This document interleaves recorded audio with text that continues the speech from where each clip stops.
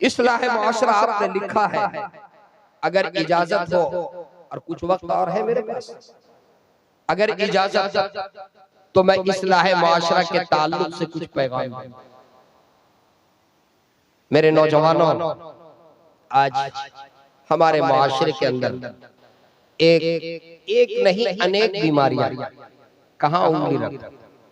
आज हमारे नौजवानों के अंदर, माफ कीजिएगा, माफ कीजिएगा, माफ कीजिएगा, एक नहीं अनेक बुराइयां।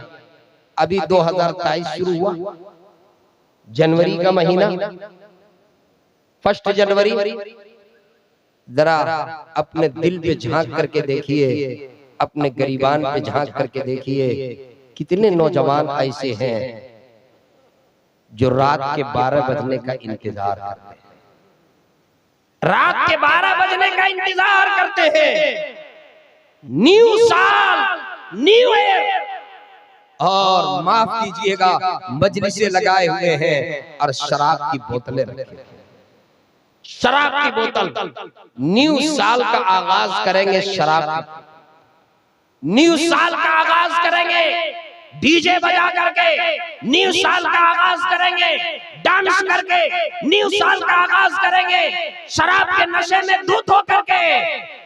नौजवानों, अल्लाह रहीम है, अल्लाह करीम है, तो अल्लाह गफ्फार है, तो अल्लाह कहार भी है।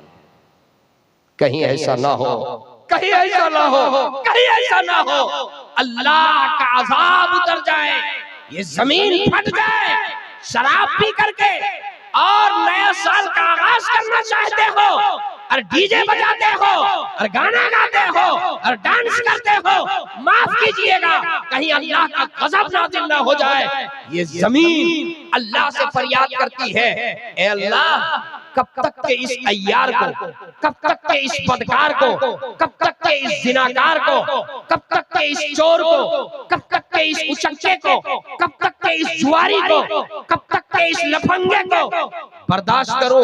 ए अल्लाह, ए अल्लाह, इसकी बुराइयों की वजह से फिजाएं मुकद्दर हो चुकी है, ये जमीन मुकद्दर, ये फिजा मुकद्दर, ये आसमान मुकद्दर, ये बादल मुकद्दर। अल्लाह इजाजत दे दीजिए, ये शराब का गिलास लेकर के बैठे हुए हैं, ये नशे के अंदर मदहोश होना चाहते हैं, नया साल का आगाज शराब से करना चाहते हैं।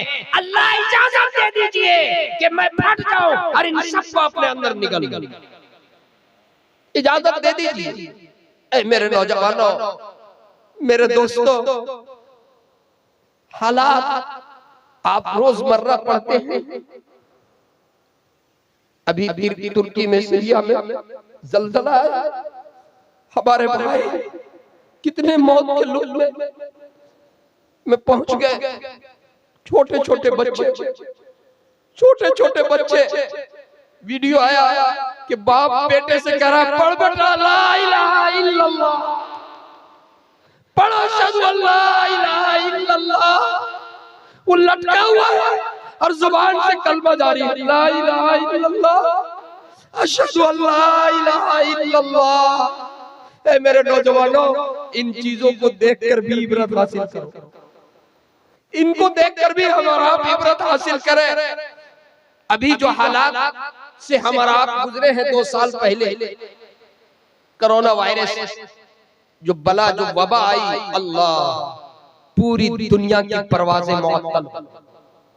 आज तक इससे पहले कभी ऐसी वबा नहीं आई। एक वक्त में पूरी दुनिया के साइंटिस्ट हैरान हो गए और सारी दुनिया के साइंस और टेक्नोलॉजी फेल।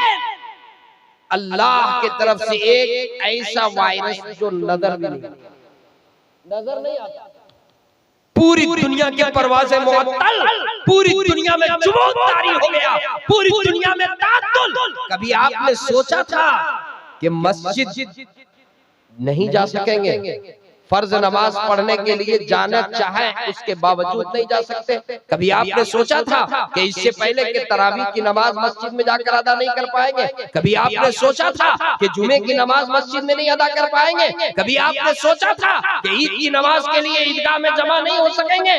कभी आपने सोचा भी नहीं था। मेरे दोस्तों, इसके बावजूद भी अगर हम इबरत हासिल न करें, इसके बावजूद भी अगर हम सबक न लें, हमारे कितने अजीज और कितने असातिदा और कितने दोस्त और कितने रिश्तेदार इस दुनिया से चले गए जो कल थे और आज हमारे दरमियान नहीं है। आज मेरे यहाँ हादसा हुआ। अभी यहाँ आने से पहले हजरत मौलाना गुलाम मुस्तफा कासमी को मैंने फोन किया। हमारे अपने सगी चचेजाद बहन, सग हमारे छोटे अब्बू, उनके दामाद नौजवान अचानक अल्लाह के प्यारे हो गए। अभी मगरिब की नमाज के बाद मैंने कहा मौलाना, मुझे अगर कहीं और जलसा होता तो शायद मैं पहुंच नहीं पाता। घर में बहुत गम का माहौल है और मेरे अपने अजीज एकदम नौजवान आदमी अल्लाह के प्यारे हो गए। इस जिंदगी की क्या हैसियत, क्या हैसियत। अचानक मेरे दोस्तों, मेरे नौजवानों, मेरे बुजुर्गों, दिल पे हाथ रख करके फैसला कीजिए कि ये चंद दिन की जिंदगी है। अल्लाह के हुक्म के मुताबिक और प्यारे आका जनाब मोहम्मद रसूलुल्लाह सल्लल्लाहु अलैहि वसल्लम की सुन्नत के मुताबिक और रहबरी और रहनुमाई के मुताबिक जिंदगी गुजारें। मेरे नौजवान दोस्तों, मैं अभी आ रहा था, जब यहाँ मैं पहुंचा कमरे में, जो मुंतज़िम इंतजामिया के लोग हैं, कई नौजवान मेरे पास आए, कई नौजवान आए। उन्होंने अलग अलग कुछ बातें याद दिलाई, कुछ फरमाइशें की। जैसे दिल साहब शेर पढ़ते हैं तो दिल साहब के लिए बहुत से आने के बाद से फरमाइश शुरू हो जाती है, गाड़ी से फरमाइश शुरू हो जाती है। मैं कमरा में पहुंचा, नाम याद नहीं आ रहा है, नौजवान सामने बैठे हुए। उन्होंने मुझसे कहा, दिल भाई कि हजरत बायजीद बुस्तामी रहमतुल्लाह अलैह का वाक़िया जो आप सुनाया करते हैं उसको सुना दीजिए। मैंने कहा, आपने कहाँ सुना? के यूट्यूब में। मैं कहा, जब सुन ही ली है तो फिर उसको सुनाने की क्या जरूरत है, वक्त भी नहीं है। एक नौजवान ने कहा कि वालिदैन से मुताल्लिक आप कुछ जरूर बता दीजिएगा। देखिए मेरे दोस्तों, वालिदैन का मकाम, दोनों बात सिर्फ थोड़ी थोड़ी सी झलक दे करके और अपनी बात को मैं समेट देता हूँ। चूंकि मेरे बाद हजरत मौलाना अब्दुल्ला सालिम कमर चतुर्वेदी का खिताब होना है और उसके बाद एक बंगला का भी खतीब है। मैं आज, सही बात यह है कि मैं इस पोजीशन में नहीं था कि मैं आपके जलसे को खिताब कर पाता, लेकिन इतना बड़ा मजमा और यहाँ आने के बाद जो नौजवानों ने इस्तेकबाल किया और यहाँ पर जो उलमा इतने स्टेज में उलमा इकराम की जो तवज्जो है, इसके वजह से मेरी तबीयत आमादा हुई कि मैं आपसे बात कर पा रहा हूँ। मेरे दोस्तों, वालिदैन का मकाम और मर्तबा इस्लाह मुआशरा के ताल्लुक से बहुत से नौजवान ऐसे हैं जो अपने वालिदैन के साथ अच्छा मामला नहीं करते। मैं बहुत एहतियात से बात कर रहा हूँ। वालिदैन के साथ अच्छा मामला नहीं करते। जब तक कि वो कुंवारा है सब कुछ ठीक है, लेकिन जो ही शादी ब्याह हुई और बेगम घर पे आई, बीवी के दुपट्टे की हवा लगी और वो भूल जाता है कि बूढ़ा बाप और बूढ़ी माँ ने मेरे साथ क्या मामला किया। बूढ़ा बाप, बूढ़ी माँ। प्यारे आका सल्लल्लाहु अलैहि वसल्लम के पास एक शख्स हाजिर हुआ और ये कहा, अल्लाह के रसूल, मेरे वालिदैन उस मरहले से गुजरे जिस मरहले से मैं गुजरा था। मैंने उनके साथ वो मामला किया जो मामला उन्होंने मेरे साथ किया था। क्या हमने उनकी खिदमत का बदला अदा कर दिया? खिदमत का बदला अदा कर दिया। यानी जिस तरीके से बचपन में मेरी वालिदा ने मेरे पेशाब पाखाने को साफ की, बचपन में मेरी वालिदा ने मेरे बोलो बराज को साफ की, बचपन में जिस तरीके से मैं जब चलने के लायक नहीं था, मैं बैठने के उठ के बैठने के लायक नहीं था, उस वक्त मेरे वालिदैन ने मेरे साथ अच्छा मामला किया। अब ये हाल हुआ कि मेरे वालिदैन भी बुढ़ापे को पहुंच गए, वो भी बिस्तर अलालत पे लेट गए, वो भी फालिज ज़दा हो गए, वो भी मजबूर हो गए। उनके साथ भी मैंने अपने हाथ से खिदमत किया जिस तरीके से उन्होंने मेरे साथ किया। सुनिए, प्यारे आका सल्लल्लाहु अलैहि वसल्लम ने फरमाया कि नहीं, कभी वालिदैन की खिदमत का बदला अदा नहीं हो सकता। मिसाल, तुमने जो खिदमत की उसमें और तुम्हारे वालिदैन ने जो खिदमत की उसमें, दोनों में फर्क है। जब तुम्हारे वालिदैन तुम्हारी खिदमत कर रहे थे, तुम्हारी वालिदा तुम्हारे नजासत को साफ कर रही थी, तुम्हारी वालिदा तुम्हारे साथ जो है मामला कर रही थी, भीगे हुए बिस्तर पे लेटती थी और सूखे हुए बिस्तर पे तुम्हें सुलाती थी, तुम परेशान थे, तुम बीमार थे, तुम जो है बहुत ज्यादा सख्त बीमारी में मुब्तला थे, तुम्हारे वालिदैन तुम्हारी खिदमत करते थे और लब पे दुआ होती थी, अल्लाह मेरे बच्चे की उम्र में बरकत दे दे, अल्लाह मेरे बच्चे को शिफा दे दे, अल्लाह मुझे उठा ले, मेरे बच्चे को बचा ले, मुझे उठा ले, मेरे बच्चे को बचा ले। और इत्तिफाक से अगर बाप बुढ़ापे को पहुंच जाए, अगर वो फालिज ज़दा हो जाए, अगर वो बिस्तरे अलालत पर लेट जाए, अगर उनका इस्तिंजा पाखाना बिस्तर पे होने लगे, वो बोलो बराज करने लगे, बूढ़ी माँ बिस्तर पर लेट जाए, बेटा भी अपने बूढ़े बाप की खिदमत करता है, बूढ़ी माँ की खिदमत करता है, लेकिन जिस वक्त बाप तुम्हारी खिदमत कर रहा था, जिस वक्त माँ तुम्हारी खिदमत कर रही थी, उसकी दुआ में, उसके दिल में, उसकी जुबान पे, उसके लब में ये दुआ थी, अल्लाह मेरे बेटे को शिफा दे दे, उम्र में बरकत दे दे। और जब तू खिदमत कर रहा था बूढ़े बाप का, तो तेरे दिल में ये था कि अल्लाह मेरे अब्बू को उठा ले। दोनों में फर्क है। और अगर तू नहीं कहता था, कोई आने वाला तीमारदारी करने वाला, अयादत करने वाला आता था, तो बाप की परेशानी को देखकर, बूढ़े बाप की परेशानी को देखकर वो तुम्हारे सामने बोल देता था, अल्लाह अब इनको उठा ले, अल्लाह अब इसे पर्दा दे दे, अल्लाह अब इसे दुनिया से उठा ले। और उस कहने वाले की बात सुन करके तुमको जर्रा बराबर भी नागवारी नहीं गुजरती, नागवारी नहीं गुजरती। लेकिन किसी को आने वाले को ये हिम्मत, किसी आने वाले को ये जुर्रत थी, जब तुम्हारा बाप और तुम्हारी माँ तुम्हारी खिदमत करते थे, किसी आने वाले को ये हिम्मत, वो तो कहीं नहीं सकते थे, लेकिन आने वाले को भी ये हिम्मत नहीं कि बाप के सामने और माँ के सामने ये कह दे कि अल्लाह इसके बेटे को उठा ले। किसी को हिम्मत नहीं। कुरान में कहा, फला तकुल लहुमा उफ़्फ़िल वक़दा रब्बुका अल्ला तअबुदू इल्ला इय्याहु व बिल वालिदैनि इहसाना इम्मा यबलुगन्ना इंदकल किबरा अहदुहुमा औ किलाहुमा फला तकुल लहुमा उफ़्फ़िन वला तनहरहुमा। उलमा बैठे हुए हैं, हज़रत मौलाना गुलाम मुस्तफा साहब इमाम राज़ी की तफसीर, उफ़ कुरान में क्या कहा, वालिदैन के सामने उफ़ मत कहो, उफ़ की क्या तफसीर है। इमाम राज़ी लिखते हैं, बदन में जो शिगाफ, इसमें धूल पड़ जाता है, गर्द गुबार, तो जैसे इसको फूंकते हैं उसको उड़ाने के लिए, साफ करने के लिए, तो उस फूंक से जो आवाज निकलती है उसको उफ कहा गया। उतना भी माँ बाप के सामने बोलने की इजाजत है, फूंक से जो आवाज उतना भी।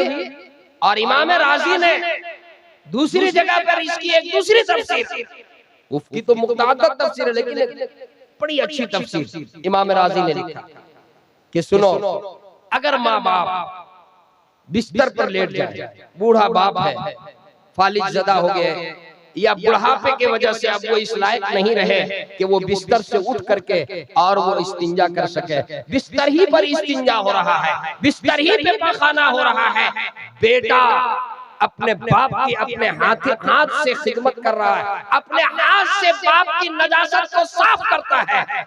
तो देखिए इंसान की कुछ फितरत, फितरी एतबार से इंसान नफीस है, तो नफासत के तकादे से अपने मुंह के ऊपर जो है अपने नाक में कपड़ा लपेटे।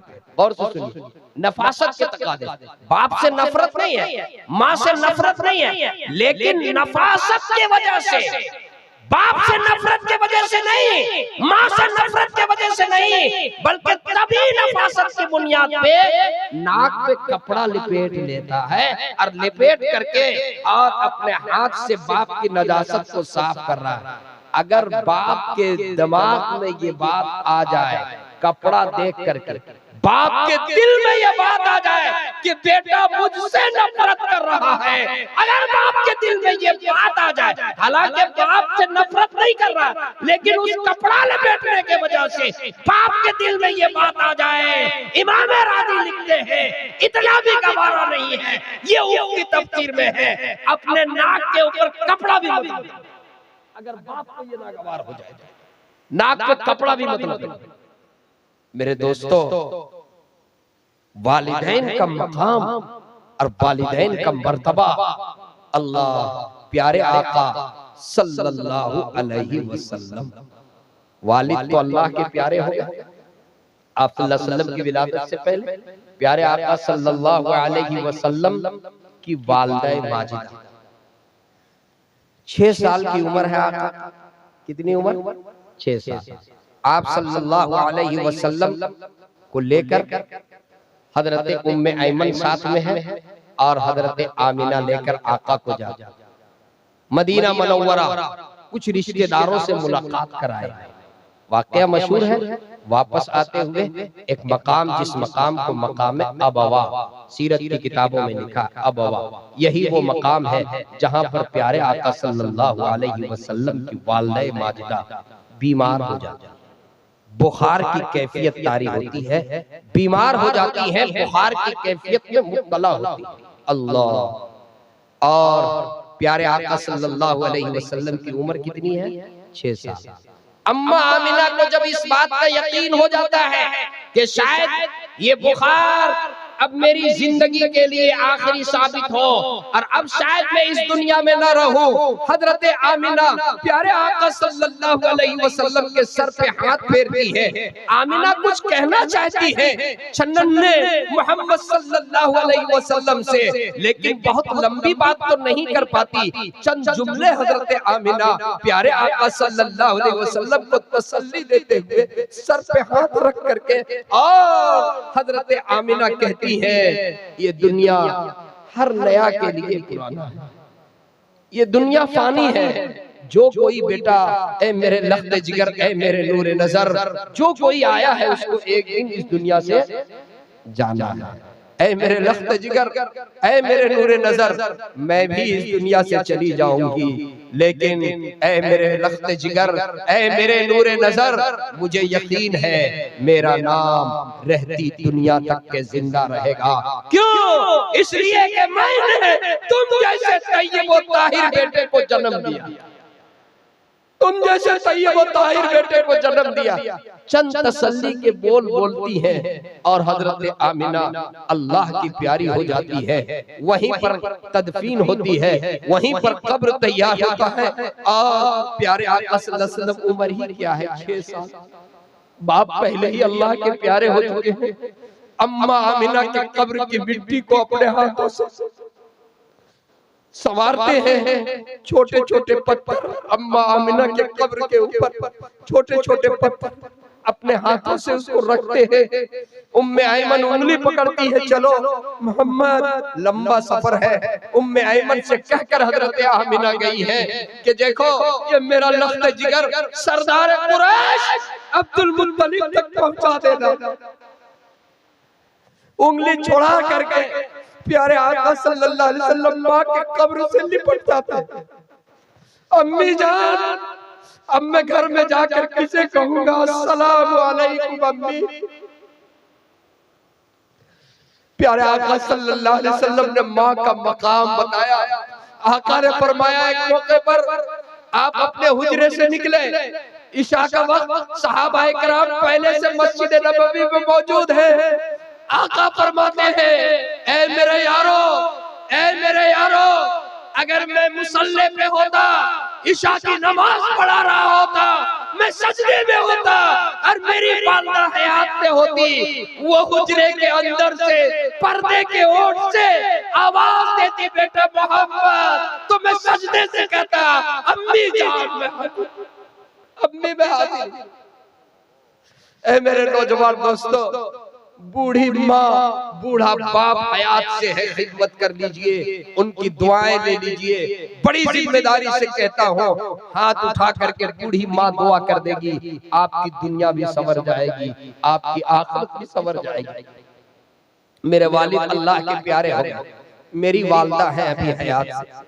जब मैं घर से निकलता हूँ तो मेरी वालदा से जब मैं मुलाकात के लिए जाता हूँ, मेरी वालदा अपने आंचल से मेरे चेहरे को साफ कर देती है और ढेर सारी दुआएं जब देकर रुखसत करती है, मुझे यकीन हो जाता है कि सारी बलाओं और परेशानियों से अब मुझे रास्ते में नजात मिल गई।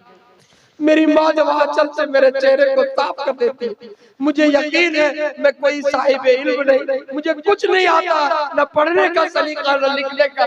हमारे स्टेज पे जो उलमा बैठे हुए सैकड़ों ऐसे हैं जो हमसे काबिल है। मैं समझता हूँ ये मेरी माँ की दुआ है, ये मेरी माँ की दुआ की बरकत है कि आपके सामने बैठ करके मैं कुछ कह पा रहा हूं।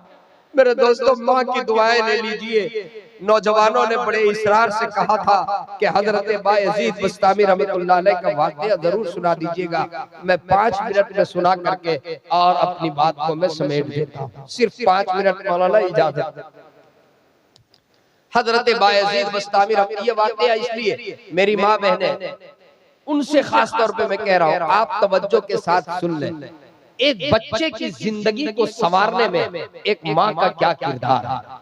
हजरत बायजीद बस्तामी रहमतुल्लाह अलैह, उनकी उम्र 5 या 6 साल, वालिद अल्लाह के प्यारे हो चुके थे।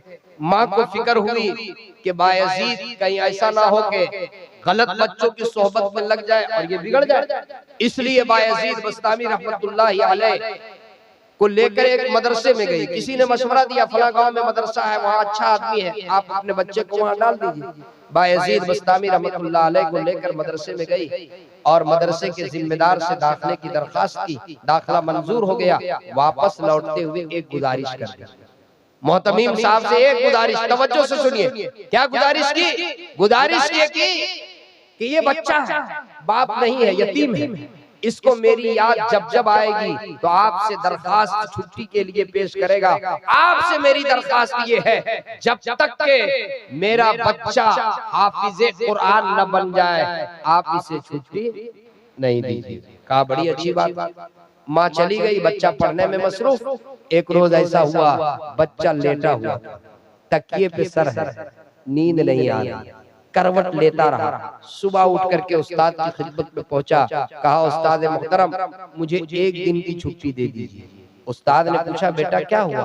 कहा कुछ नहीं, अम्मी की याद आ रही है, मुलाकात के लिए जाना चाहता हूँ, अम्मी से मुलाकात करके मैं वापस आ जाऊंगा। उस्ताद उस मासूम बच्चे के चेहरे को कभी देखते हैं और कभी माँ की बात याद आती है। माँ ने तो ये कही है कि मेरे बच्चे को छुट्टी नहीं दीजिएगा। उस्ताद के जहन में एक तदबीर आई, सांप भी मर जाए लाठी भी न टूटे। उस्ताद ने कहा बेटा मैं तुम्हें छुट्टी जरूर दूंगा, एक शर्त है। शर्त यह है कि जो सबक मैं तुम्हें दूं वो याद करके तुम मुकम्मल सुना दो। अगर तुमने सबक सुना दिया तो छुट्टी है, नहीं सुनाया तो छुट्टी नहीं। और उस्ताद ने जानबूझ करके 1 सफा सबक देने के बजाय 5 सफा, 1 दिन का सबक बजाय 5 दिन का सबक। बच्चा खुशी खुशी उठा, दरसगाह में गया, किताब रहल पे रखकर जब खोला तो उस्ताद ने जो किताब पे सबक पे निशान लगाया था उसको देखकर बच्चा मायूस। ओहो, इतना ज्यादा तो याद करना 1 दिन में बहुत मुश्किल है, नामुमकिन तो नहीं लेकिन मुश्किल है। देखिए बच्चे को माँ की एक बात याद आई। बच्चे को माँ हमेशा एक जुमला कहा करती थी कि बेटा जब कोई परेशानी हो तो अल्लाह से मांगो। बच्चा किताब रेहल पे रखता है, अपने मासूम हाथों को उठाता है और अल्लाह के सामने दुआ करता है, ए अल्लाह उस्ताद ने जो सबक दिया है ए अल्लाह तू खूब जानता है, 1 दिन में इस सबक का याद करना नामुमकिन तो नहीं लेकिन मुश्किल जरूर है। लेकिन ए मौला, ए अल्लाह, अगर तू चाह ले तो कोई मुश्किल नहीं, अगर तू चाह ले तो कोई मुश्किल नहीं। ये कहकर सबक याद करना शुरू किया, सबक याद हो गया। उस्ताद की खिदमत में पहुंचा, कहा उस्ताद मोहतरम सबक सुन लीजिए। कहा बेटा सबक याद हो गया कि हाँ सुनाओ। सुनाना शुरू किया, अजबर सुना दिया, कहीं नहीं अटका। उस्ताद अपनी उंगली दांत में दबा कर रह गए।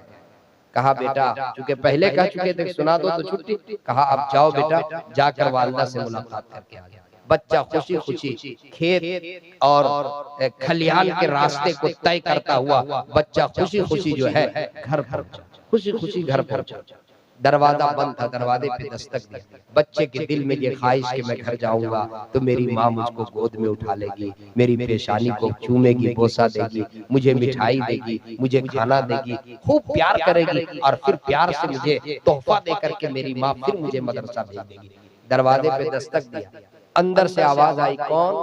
कहा अम्मी जान आपका लख्त जिगर बायजीद। अंदर से जवाब मिला, कौन बायजीद? मेरा बायजीद तो उस वक्त मेरे घर आएगा जब हाफिज कुरान बन जाएगा, अभी आने वाला मेरा बायजीद नहीं हो सकता। बच्चा घंटों दरवाजे पे खड़ा रहा, रोता रहा, सिसकता रहा, बिलखता रहा, माँ की नजरे शफकत पाने के लिए तरसता रहा, लेकिन माँ ने दरवाजा खोलने से इनकार कर दिया। बच्चा समझ गया माँ नहीं चाहती कि मेरा ध्यान तालीम से तकसीम हो। वापस बच्चा बगैर मिले हुए मदरसा आ गया। मदरसे के सहन के अंदर जब बच्चा दाखिल हुआ, उस्ताद की निगाह बच्चे के ऊपर पड़ी। उस्ताद ने दूर से पुकारा, बेटा बायजीद, घर नहीं गए? बायजीद की आंखों में आंसू। उस्ताद तो बाप होता है बच्चों के लिए मदरसे में। उस्ताद ने बायजीद को गोद में उठाया, कहा बेटा घर नहीं गए? मैंने तो छुट्टी दे दी थी। कहा कि उस्ताद मोहतरम मैं घर जरूर गया। घंटों दरवाजे पे खड़ा रहा, रोता रहा, माँ की नजरें इनायत पाने के लिए मेरी निगाह तरसती रही, लेकिन माँ ने यह कहकर दरवाजा खोलने से इनकार कर दिया कि मेरा बेटा उस वक्त मेरे घर आएगा जब हाफिज कुरान बन जाएगा। मैं समझ गया कि मेरी माँ नहीं चाहती मेरा ध्यान तालीम से तकसीम हो। बगैर मुलाकात किए हुए वापस चला, बगैर मुलाकात किए हुए वापस चला। उसके बाद बच्चे ने जो बात कही, जरा तवज्जो कीजिए, बच्चे ने आप ही की फरमाइश पर मैं बयान कर, बच्चे ने जो बात कही है उसको मैं सुना दो और उस्ताद ने जो जवाब दिया। बच्चे ने कहा कि उस्ताद मोहतरम आपसे मेरी दो दरखास्त है, आज से आपसे मेरी दो गुजारिश। उस्ताद के कान खड़े हो गए, बच्चा क्या कह रहा है? कहा पहली गुजारिश तो ये है कि आप जब जब दुआ के लिए हाथ उठे तो मेरे लिए ये दुआ कर दें कि मेरी माँ मुझको जो बनाना चाहती है वो मैं बन जाऊं। मेरी माँ मुझको जो बनाना चाहती है वो मैं बन जाऊं। और दूसरी दुआ ये कर दें, मेरे बाप नहीं, माँ तो मजदूरी करती है, दूसरे के यहाँ बर्तन मलकर गुजारा करती है।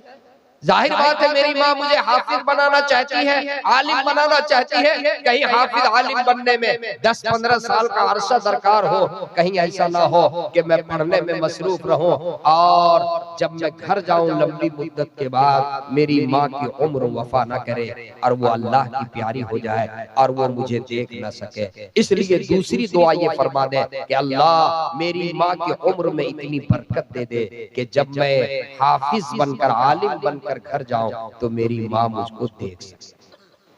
कहा कि ठीक है। अब उस्ताद ने ये मामूल बना लिया, बच्चे की दोनों बात हमेशा दुआ करते।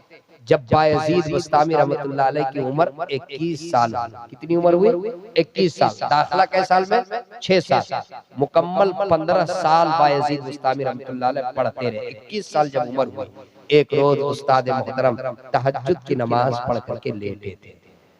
ख्वाब में शहनशाह कौनैन शहर औलाद रहमते दो आलम सल्लल्लाहु अलैहि वसल्लम की ज़ियारत होती है।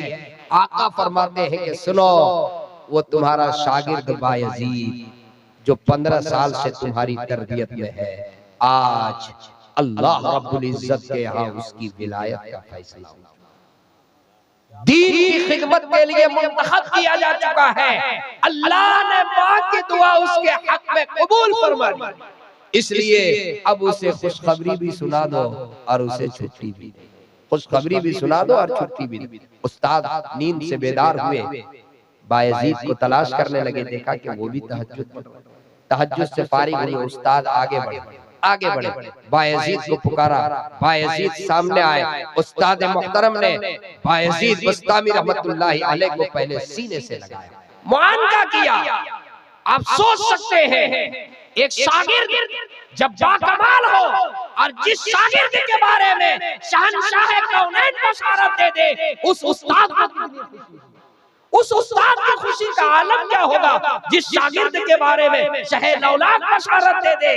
अल्लाह, उस्ताद मोहतरम अपनी पगड़ी उतार करके बायजीद के सर पे सजा देते हैं, खुशखबरी सुना देते हैं, बेटा जाओ अब अपनी वालिदा से मुलाकात के लिए। बायजीद की आंखों में आंसू, खुशी के आंसू झलक पड़ते हैं। बायजीद बस्तामी रहमतुल्लाहि अलैह 21 साल की उम्र में 15 साल के बाद वही पुरानी यादें, पुरानी बातें, वही खेत और खलिहान के रास्ते को तय करते हुए घर के तरफ रवाना होते हैं। पता नहीं माँ किस कैफियत में होगी, माँ किस हालत में होगी। दरवाजे पे दस्तक देते हैं, अंदर से आवाज आती है, कौन? अम्मी जान, आपका लख्त जिगर बायजीद। फौरन माँ दरवाजा खोल देती। ऐसा महसूस होता है कि माँ पहले से इस्तकबाल में खड़ी, दरवाजा खोल देती है। बायजीद बस्तामी रहमतुल्लाहि अलैह को अपने सामने देखती है, चेहरे के ऊपर नूर है, सर के ऊपर अमामा है, पेशानी पे सजदे का निशान है। माँ आगे बढ़ती है, बेटा अपने माँ के कदम बोसे के लिए आगे बढ़ता है।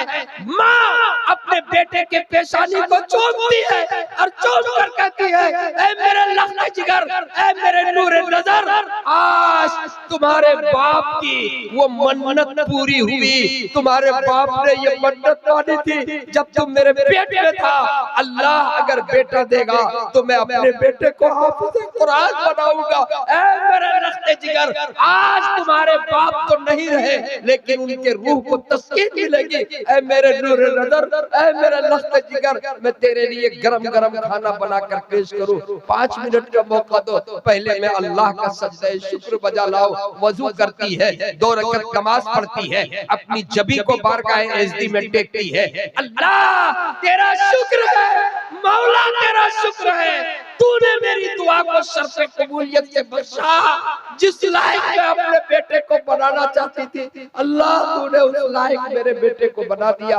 अल्लाह तेरा शुक्र है, अल्लाह तेरा शुक्र है, अल्लाह तेरा शुक्र है। मेरी माँ और बहनों और मेरे नौजवान दोस्तों, एक माँ की जब तरबियत ऐसी थी तो कोख से जन्म लेने वाला बेटा बायजीद था। माँ की तरबियत ऐसी थी तो जन्म लेने वाला बेटा ख्वाजा मोइनुद्दीन चिश्ती। माँ की तरबियत ऐसी थी तो जन्म लेने वाला बेटा कुतुबुद्दीन बख्तियार काकी, निजामुद्दीन औलिया, बाबा फरीदुद्दीन गंज शकर, शेखुल हिंद, शेखुल हदीस, शेखुल इस्लाम, शेखुल तफसीर, इमाम बुखारी, इमाम मालिक।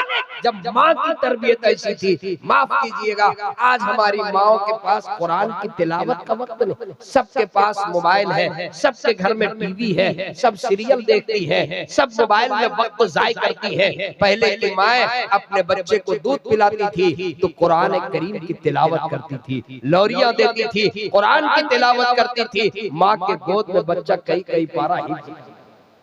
मैं इन्हीं चंद मारूजात पर अपनी बात को मैं खत्म करता हूँ। आप लोगों की आंखों में नमी मैंने महसूस किया। मेरे दोस्तों, मेरे लिए भी दुआ करें, अपने लिए भी दुआ करें, सबके लिए दुआ करें। अब ये प्रोग्राम यहाँ से आगे अभी चलेगा। दिल साहब इंशाल्लाह अभी तो सिर्फ जो है झलक अभी उन्होंने पढ़ा। ऐसा लगता है आज भी ये पढ़ते 20 साल से सुन रहे हज़रत मौलाना, लेकिन अभी जब पढ़ने लगे और खींचने लगे तो ऐसा लग रहा है कि दिल साहब अभी फिर से माशाल्लाह जवान हो। जो बात हकीकत है, अल्लाह ताला ने सीने में कुव्वत दी है, अल्लाह मजीद ताकत अता फरमाए, अल्लाह इनकी सेहत में बरकत अता फरमाए। मैं एक लतीफा मुझे याद आया दिल साहब को उठाने से पहले। हजरत मौलाना आ जाए, आप लोग कहेंगे कि मौलाना ने रुलाया, कुछ हंसा भी माशाअल्लाह। अभी मैंने एक बात कही, मैंने रमजान और मुबारक के हवाले से एक जुमला मैंने नकल किया कि जो नबी का आशिक होगा तो रोजे के महीने में वो रोजा रखेगा, अगर हज फर्ज है तो वो हज करेगा। शाबान में एक जलसा हो रहा था, एक हाजी यासीन साहब हमारे मोहतरम है, शाबान में जलसा हो रहा था। तो शाबान में जलसा हो रहा था तो मुकर्रिर साहब ने रमजान की फजीलत बताई, रमजान की फजीलत, रमजान के रोजे की ये फजीलत है। और बताते बताते मुकर्रिर साहब ने एक नुस्खा और बताता। जब रमजान का पहला रोजा आया, पहला दिन इफ्तार का, तो पहले दिन में सबके घर में बच्चे भी उठ जाते, खुशी होती है, सब रोजा रखना चाहता है, सब उठ गए इफ्तार सहरी खाने के लिए। तो अब्बू को उठाने के लिए बच्चा गया, अम्मी ने कहा जाओ बेटा अब्बू को उठा के लाओ, उठा चलिए अब्बू सहरी कर लीजिए। तो अब्बू ने कहा बेटा जाओ तुम लोग सहरी करो, अभी हम जलसे में गए थे ना, वहां से हम नुस्खा लेकर के आए हैं, मुझको सहरी करने की जरूरत नहीं है, जाओ तुम लोग सहरी करो। तो बच्चों ने कहा कि हम लोगों को भी बता दीजिए, बेगम ने कहा हम लोगों को भी बता दीजिए, ताकि कहा कि रात भर सुने, नींद को कुर्बान करके जलसा सुने हम, और नुस्खा से फायदा उठाओ तुम। अभी रुको, कहा कि सुनो, सुबह कोई मांगने वाला फकीर आएगा, साइल आएगा, मोहताज आएगा, तो मुझको बता देना। रोजा नहीं रखा, और पहला दिन तो ऐसे सब चरमराल रहता है, कोई मांगने वाला भी नहीं आता है, कोई ऐसे सब परेशान, कोई नहीं आया। तो दूसरे दिन सहरी का टाइम हुआ, तो बच्चा फिर जगाने के लिए किया, चलिए सहरी कर लीजिए अब्बू। कहा कि नहीं नहीं बेटा अभी घबराओ नहीं, अभी नुस्खा हाथ में, अभी नुस्खा हाथ में। दूसरे दिन भी नहीं सहरी किया। तीसरा दिन नसीब बच्चे को कह दिया था कोई मांगने वाला आए तो बताना। तीसरे दिन मांगने वाला साइल आ गया, बच्चा फौरन अब्बू, और ये घर में आराम से बैठा रहता था इंतजार में, अब्बू वो आ गया है मांगने वाला। अच्छा अच्छा कुर्सी सोफा में बैठो, सोफा में बैठो। अब बहुत एहतमाम के साथ बेचारा फकीर को सोफे में बिठाया। वो फकीर सोचा कि पूरे रमजान मांगने की जरूरत नहीं पड़ेगी, एक ही दिन में मामला हल हो जाएगा। ये तो बहुत बड़ा फैयाज लग रहा है, हातिम ताई का औलाद लग रहा है। बैठा, बच्चे से कहा कि जाओ एक गिलास पानी घर से, एक गिलास पानी घर से लेकर के आओ। बच्चा घर गया, पानी लेकर के आया, कहा कि ये पीजिए। फकीर से कहा कि पीजिए, कहा कि माफ कीजिएगा मैं रोजे में। क्या कहा? मैं रोजे में हूँ। कहा कुछ नहीं चलेगा, पीना पड़ेगा। कहा कि माफ कीजिए मैं रोजे में हूँ। कहा कुछ नहीं चलेगा, पीना पड़ेगा। कहा कि मत दीजिए कुछ, लेकिन अब बेचारा सदर गेट तरफ देखने लगा, भागे कैसे, ये तो रोजा लगता है तोड़ा देगा। कहा बेटा से कहा कि पकड़ो और पटक करके और चुआट करके जबरदस्ती पिला दिया। वो बेचारा अपना रोजा बचाने की बहुत कोशिश की, लेकिन ये तो नुस्खा लेकर के आया था ना, 2 दिन से इंतजार था, जबरदस्ती जो है 2 घूंट पिला दिया। उसके बाद जब पी लिया, कहा कि भाई मजबूर आपने क्यों किया पीने के लिए, ये तो बता दीजिए, आपको जो करना था वो कर ही दीजिए। कहा कि असल बात यह है 2 दिन पहले जलसा था, पांडर क्या नाम हुआ, पंडरा जलसा था, और वहाँ एक मुकर्रिर साहब आए थे। उन्होंने ये कहा था रमजान के बारे में, इफ्तार की फजीलत। उन्होंने कहा था कि रोजे के महीने में अगर किसी रोजेदार को 1 घोंट पानी भी पिला दो तो उसको वही सवाब मिलेगा जो रोजा रख। कहा अल्लाह के बंदे, अरे मुकर्रिर साहब की तकरीर आपने सुनी, उन्होंने कुछ वक्त भी बताया था किस वक्त वो 1 घोंट पानी पिलाना है। वो 12 बजे दिन बोला था कि इफ्तार के टाइम में, इफ्तार कराने के वो वक्त कहा गया कि भाई 1 घोंट पानी से इफ्तार करा दो, तो उसका सवाब है। 12 बजे दिन जबरदस्ती चुआट के पिलाइए। माशाअल्लाह, अल्लाह आपके इस जलसे को खूब कामयाब फरमाए। अल्लाह तबारक व तआला यहाँ के तमाम नौजवानों और बुजुर्गों और यहाँ के उलमा, अल्लाह उम्र में बरकत अता फरमाए। पहली बार इस खित्ते में मेरी हाजिरी हुई थी, आपकी शान में कुछ गलती हुई होगी, उलमा से मैं माफी चाहता हूँ। वमा तौफीकी इल्ला बिल्लाह व आखिर दावाना अनिल हम्दुलिल्लाहि रब्बिल आलमीन।